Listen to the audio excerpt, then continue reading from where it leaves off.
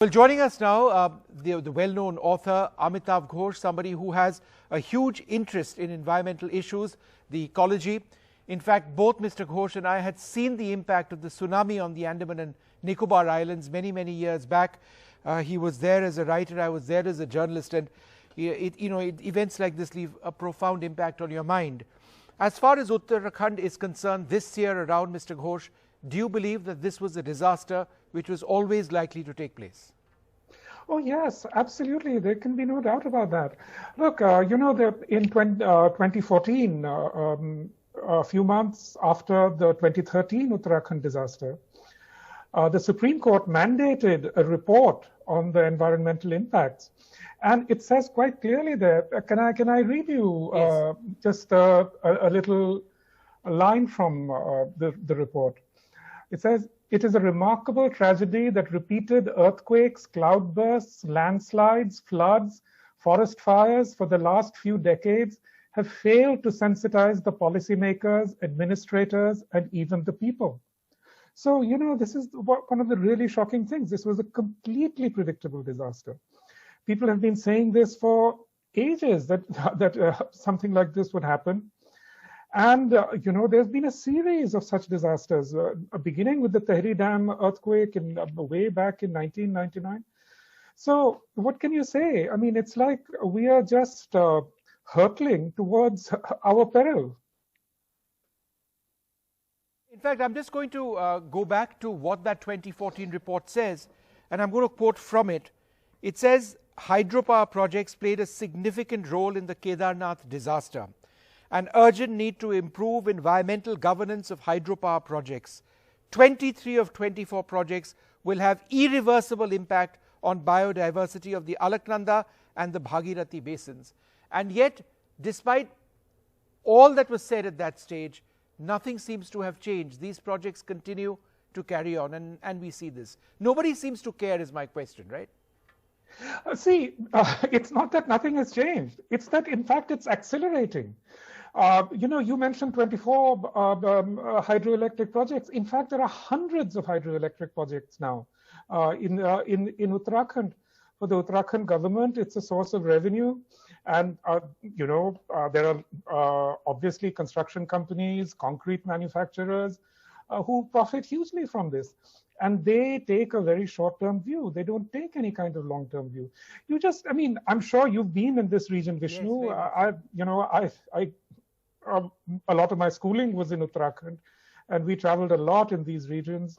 I've been several times on pilgrimage to Kedarnath, Badrinath, and so on. So, you will have seen these rivers. These rivers are chock full of boulders, and the boulders are rolling along all the time. So when you have an avalanche like this, obviously the entire contour of the riverbed changes. And this is something else the report said, that there has to be some significant attention paid to the nature of the riverbed, because what they call muck fills up these beds so quickly that the rivers keep rising. So in so many ways, this is actually what some climate change theorists call a catastrophic convergence. On the one hand, you have climate destabilizing the glacier, the rising climate.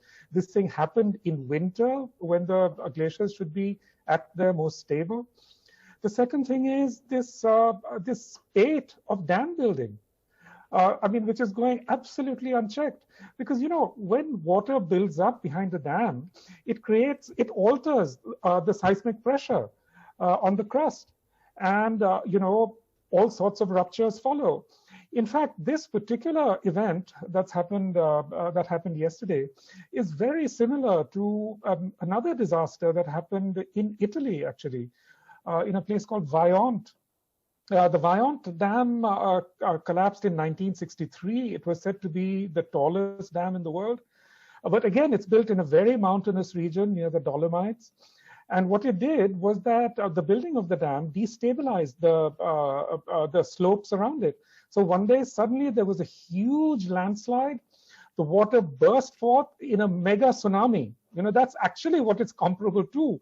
We saw the after effects of the tsunami in the Andaman and Nicobar Islands, but this is actually quite similar, because what you have is a huge body of water bursting forth. and raging down the valley, sweeping everything before it. In the Violent catastrophe, in fact, 2,000 people or more were killed. So here, fortunately, the fatalities seem to be, on a much lesser scale, thank God. But this disaster was in every sense predictable, and it was predicted. Uma Bharati, a government minister, warned against it. A BJP minister warned against it, and still they went ahead and built it. And I mean, could you just share your views as far as the other big concern that we see over here, climate change, the fact that there has been an event in this very same area in 2016, that a part of this glacier had actually moved away, shifted in 2016. It had displaced the river valley then as well. And in just that same area, we see this again. So the writing seems to be very much on the wall. Yeah, I mean, as we know, the glacier melt has been speeding up at a fantastic rate. I mean, since 2000, glaciers have lost, the rate of glacial melt has actually doubled since the years before that. So all of this has been completely predicted. Everybody knows that the glaciers are melting faster and faster. So what this means is that you're going to see very erratic flows from the glacier. It's not going to be like in the past. Some years it'll be this massive sort of flooding. Some years there won't be so much flooding. But in the long run, what we are heading towards is the absolute retreat of the glaciers. This is again just another catastrophe that's looming ahead. Perhaps it's not going to arrive in my lifetime, but it may well arrive in yours, I mean, the Himalayas are the water tower of Asia. The water from this region feeds 700 million people, in India and, across the border in Pakistan and downriver, you could say even into the Brahmaputra Ganges Delta. So as these glaciers melt, they're really jeopardizing the livelihoods of literally, I would say, hundreds of millions of people. And this is happening at the same time that other sources of water have also dried up. The Upper Ganga aquifer has been completely denuded. It's on the verge of collapse. As you know, last year, it was predicted that Delhi would run out of groundwater this year. Yeah. I don't know if it's actually happened, but it's going to happen very soon. Yes, yeah, absolutely.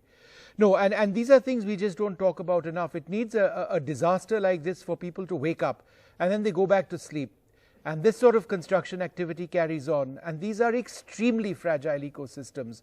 The Nanda Devi Biosphere Reserve, not too far away from where this has taken place, is one of the most fragile ecosystems on Earth. And it is protected. And thank heavens for that.